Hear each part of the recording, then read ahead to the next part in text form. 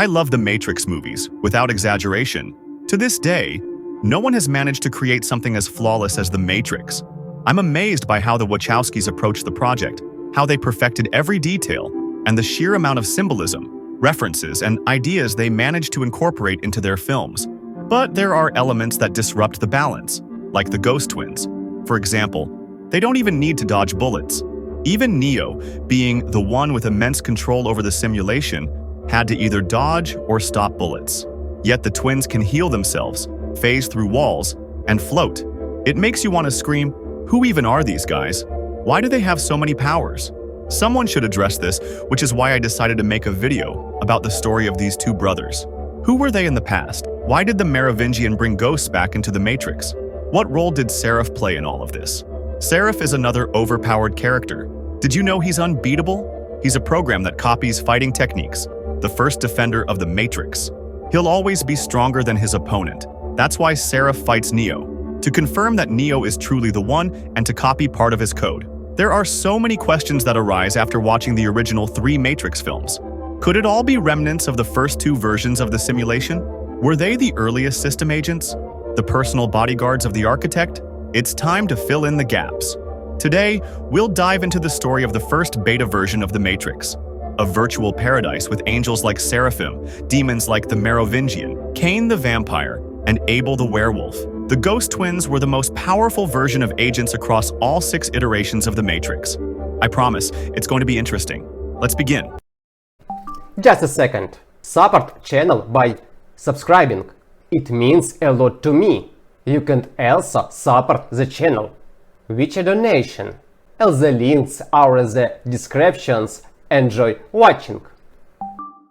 Let's start with one of the most crucial dialogues between Neo and the architect. Here, we learn that Neo is the 6th iteration of the One. This means that the Matrix is far older than any humans living in the so-called real world. I enjoy the dub used in the film, but the translation differs slightly from the original dialogue. So, for this analysis, and when constructing the story of Seraph and the twins, I'll rely exclusively on the original version. Let's revisit the dialogue. The architect reveals that the first Matrix was perfect, a paradise. Humanity lived in harmony, free of disease, murder, and other human flaws.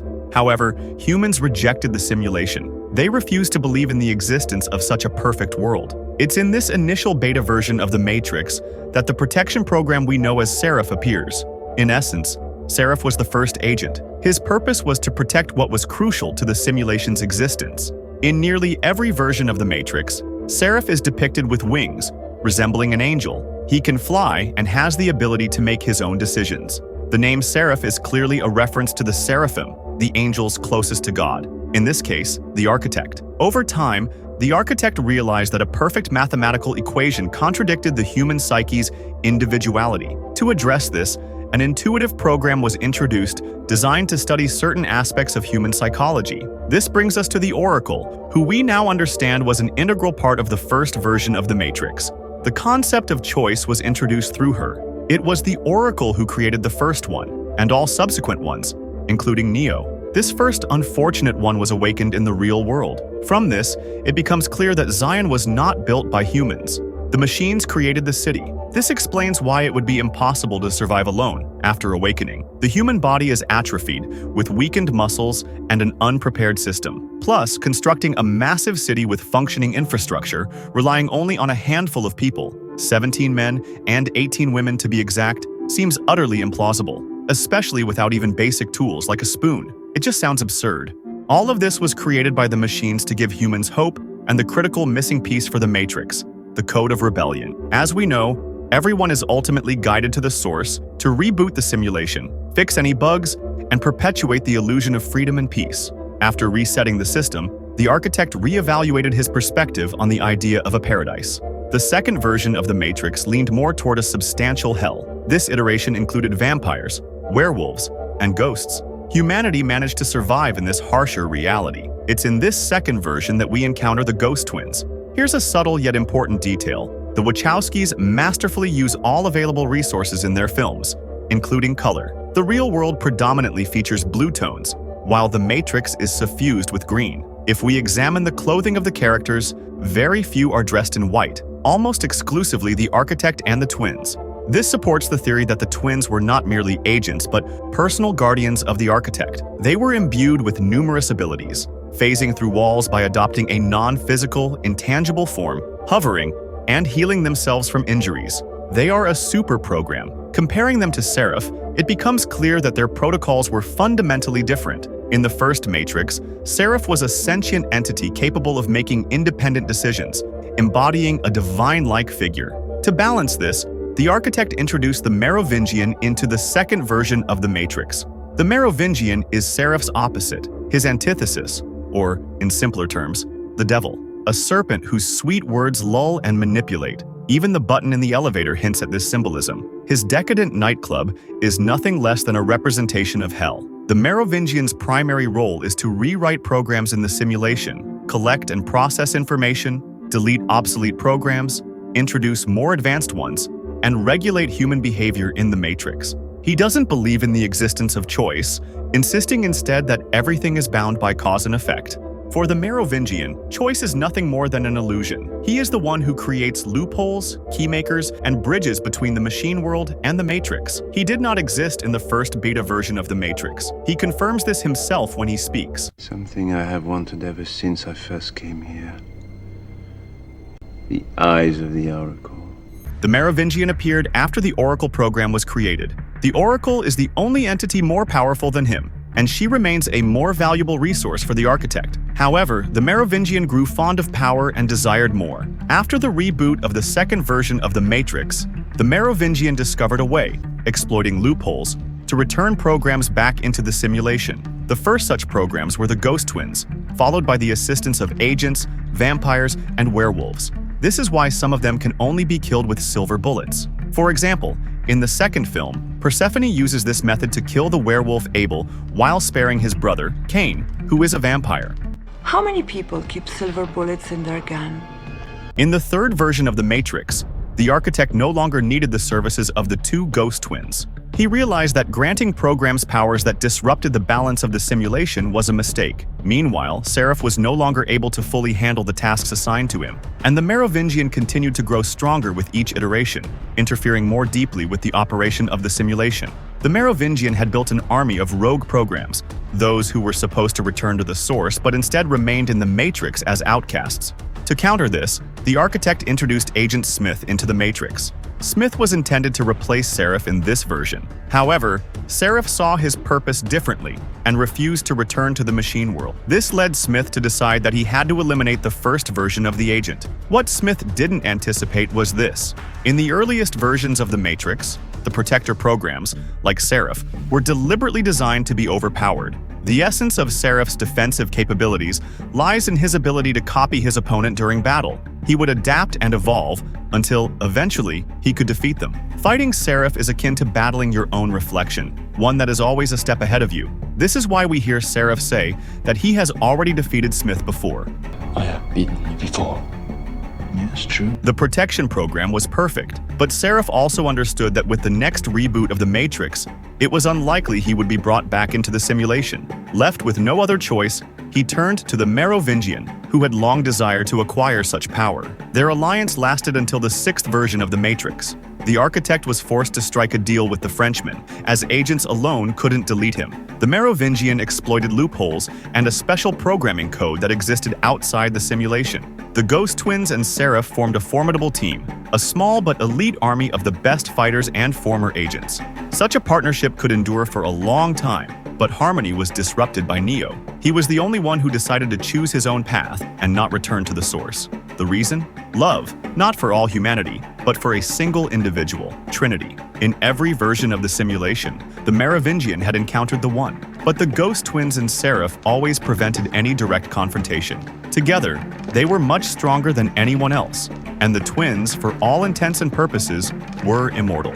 At first glance, it may seem that Morpheus killed the twins, but what would be the point when the deletion of programs is ultimately controlled by the Marovingian? With the next reboot, he could simply bring them back into service. Even so, the twins survived the explosion, but their code was damaged. Considering fan votes, community discussions, and rankings in Mere Fantastic magazine, the twins are ranked 5th in terms of strength within the Matrix universe. They are surpassed only by Neo, Seraph, the updated version of Smith, and the Marovingian. Their abilities disrupt the balance of the films. They possess the capability to take on an incorporeal form, allowing them to pass through any solid matter, avoiding bullets and other weapons. Upon returning to their corporeal form, any physical damage they might have sustained earlier is immediately nullified. The only real drawback of transitioning into an incorporeal form is that the twins lose all physical momentum they had while in their corporeal state. For instance, when using vehicles or elevators, the ghosts can move quickly enough to outpace a speeding car on the highway. However, it is apparent that they need to concentrate to accomplish this. Morpheus was able to push one of them out of a car while attempting to strike him with a sword. He shifted into his incorporeal form as he was pierced by the katana, losing the momentum he had while traveling with the vehicle. The twins appear highly confident and loyal to their master, viewing everything with skepticism and rarely losing their composure. They may or may not feel pain, but if they do, it hardly seems to bother them. When the twin, whose arm was torn apart by bullets as Trinity emptied her magazine, didn't even flinch, it raised questions. It is unknown whether the twins are two separate programs or, as I believe, copies of the same program. This is suggested by their consistent use of we instead of you or I. During the chase, the twins pursue Morpheus. One of them fires a machine gun at the fleeing car. They came incredibly close to completing their mission when they tried to run Morpheus over. However, Morpheus managed to damage their car with a katana and a semi-automatic pistol, causing it to crash and explode on the overpass. Both twins were thrown into the air by the powerful explosion, screaming as it happened. Their fate remains unknown, as they assumed their incorporeal forms immediately after the explosion. According to the video game The Matrix Online, they survived. Their master repaired their code. It also remains uncertain whether they were ultimately assimilated by Smith. It is possible the twins managed to evade him by transforming into their ghostly incorporeal forms.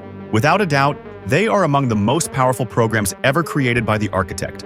The next significant imbalance in the Matrix was introduced by Seraph. What role did he play in the story? Why did he betray the Marovingian and become an ally of the Oracle? The reason for everything lies in a little girl named Sadi. Her father, Ramachandra, was working on the creation of the completion code for the Oracle's outer shell. This supports the theory that the Oracle is simply a part of the simulation, following predetermined orders. We'll come back to that later. Ramachandra exchanged the code for his daughter's freedom.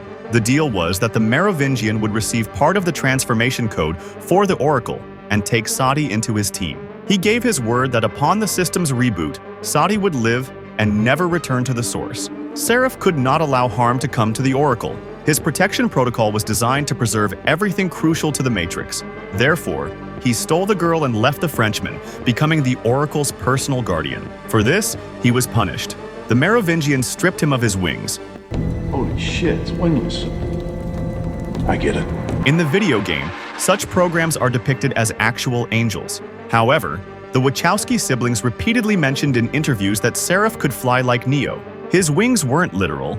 If they had been portrayed in the films, they would have been visible only to the one and similarly powerful programs, who perceive the Matrix as nothing more than code made of numbers. His wings would resemble non-physical streams of energy. In my mind, I imagined them as similar to the angels from the game Diablo. In any case, the Merovingian was furious. The Oracle knew about the Frenchman's plan. Seraph had told her. That's why she had time to prepare a new physical shell for herself. So when the Frenchman says he was robbed, he's referring to Sadi. And if you take something from me, you will pay the price. I'm also unsure whether the Oracle can truly see the future. Most likely, she predicts the inevitable by analyzing billions of possibilities and calculating the most realistic outcomes. When she first meets Neo, she says it's unlikely that he's the one. From Cypher's words, we learn that Morpheus has brought others to the Oracle before, thinking they were the right person. It all comes down to the cookies. I believe they contain the code necessary to create the one. None of the others ate them. Everyone refused. That was Neo's key choice. In the first movie, the pills had to be swallowed, and the truth serum was injected. The Merovingian's cake follows the same principle. Every piece of code, to work, must enter the body. There's no other way. That's why every candy, cookie, and anything the Oracle gave Neo was just code, unlocking more of his potential. I can't ignore the question of Zion's reality. At one point, we're even given a hint in the form of a gift, the spoon. Zion is nothing more than another level of the Matrix. However, the Wachowskis never confirmed or denied this theory in any of their interviews. It sounds cool, a matrix within a matrix, like the 13th floor. From their comments, it's only clear that Zion wasn't built by humans. It's quite possible that it was created by the machines. I think that's exactly what happened. The fourth movie, The Matrix Resurrections, buried the entire idea. On one hand, we learned what happened to Trinity and Neo, but an attentive viewer already knew that Neo survived. I'd like to see the Matrix films again, but about the version with ghosts and vampires, not as a continuation of Neo's story. I want to see scenes where, during open dialogue, everyone takes off their glasses, and when the conversation turns uncomfortable, they put them back on. I want to see the war between machines and the creation of Zion. That's what interests me. Everything else about the movie is clear to me, and there's no need to ruin something perfect. It's better to build a parallel story with new characters and a new chosen one. What do you think about these theories? Would you like to see new stories in the Matrix universe? Share your thoughts in the comments below, and don't forget to like and subscribe for more discussions about your favorite films and theories.